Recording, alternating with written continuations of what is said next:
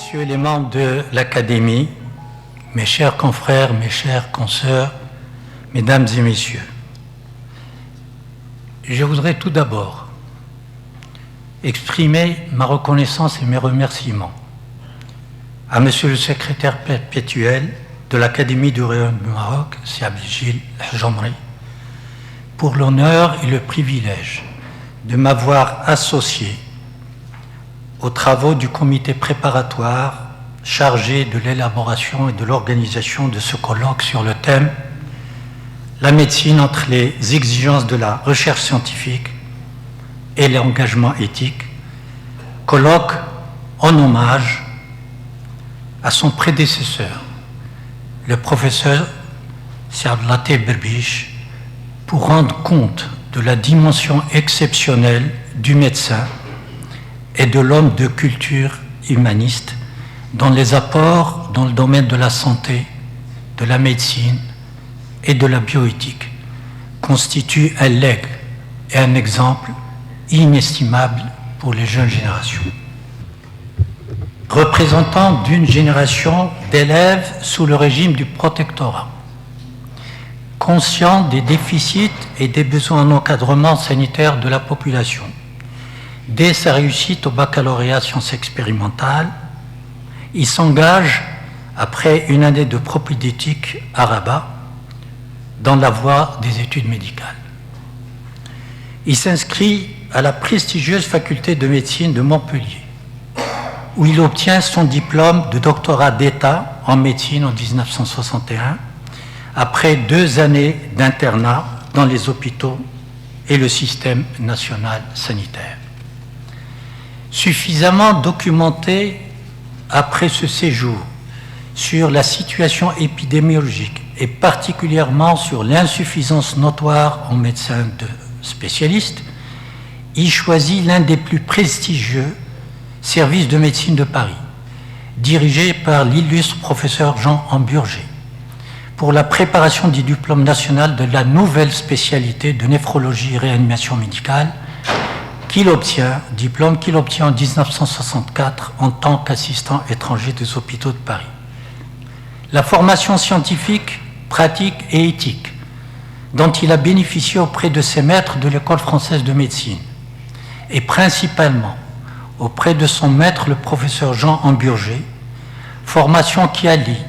la rigueur scientifique à l'humanisme éclairé, a été une des influences les plus déterminantes pour la suite de sa carrière, selon ses dires. Il s'appliquera à adapter les principes et les règles dans les responsabilités et les activités qu'il aura à assumer durant toute sa carrière. Dès son retour en 1965 à Rabat et à l'hôpital Avicenne, il mettra en place et dirigera le service de néphrologie et de la réanimation médicale, puis organisera, en s'entourant de jeunes internes et assistants talentueux, le premier service de la nouvelle discipline de médecine interne dont il est le créateur au Maroc. Il développera les fondements de la nouvelle approche de la recherche médicale clinique, telle que pratiquée dans le service de son maître par l'association, et ceci est une première, l'association aux sciences cliniques des sciences fondamentales et des facteurs déterminants, qu'on appelle actuellement déterminants, socio-économiques, qui sont leur prise en charge. La recherche clinique ne peut aboutir à la résolution d'un grand nombre des problèmes de santé. Esprit curieux et méthodique, à l'affût des innovations scientifiques, et particulièrement des progrès de la biologie et de la génétique moléculaire. Il a été parmi les premiers médecins à comprendre le bénéfice de leur application sur la connaissance et la définition moléculaire des pathologies, en faisant la part de ce qui est d'origine génétique et de ce qui est acquis. Il était convaincu que grâce à l'introduction de nouvelles méthodes de diagnostic moléculaire, à la connaissance de plus en plus précise des profils individuels pharmacogénétiques, qui permettront la fabrication de médicaments qu'on dit maintenant ciblés, le médecin sera mieux armé pour traiter et vaincre de plus en plus les maladies. Il était conscient en même temps que les praticiens cliniciens se doivent de posséder une solide connaissance de la génétique pour participer aux études sur les innovations thérapeutiques, ainsi que la mise au point de l'utilisation adéquate de l'ingénierie génétique, des marqueurs génétiques de prédisposition et surtout pour être vigilant sur l'évaluation des bénéfices et des risques sanitaires ainsi que des questions éthiques, religieuses, sociales et économiques pour que leur utilisation ne manquera pas de soulever lorsque l'on touche à ce qui est l'essence de la vie. Aussi, avons-nous pris la décision d'aborder dans ce colloque les 3 domaines suivants qui nous paraissent avoir été l'objet de ces préoccupations et intérêts scientifiques. La politique de la santé, ses réalisations depuis l'indépendance, ses défis et la recherche de nouvelles stratégies d'approche dans ce domaine.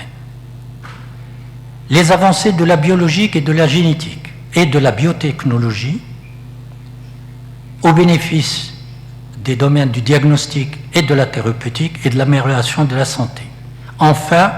les questions éthiques, morales, religieuses et économiques que soulèvent les applications de ces découvertes qui touchent parfois à l'essence de la vie et à la dignité humaine. Je voudrais, au nom de Monsieur le secrétaire perpétuel et des membres de l'Académie, remercier très vivement les éminents savants et experts pour l'honneur d'avoir répondu favorablement à l'invitation de l'Académie du Royaume et pour le grand apport scientifique qu'ils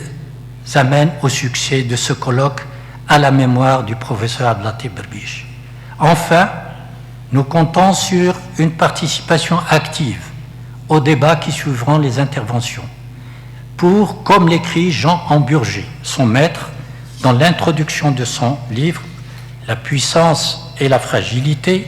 tenter de définir par quelle révolution profonde le progrès scientifique pourrait devenir synonyme de progrès humain. Et je vous remercie.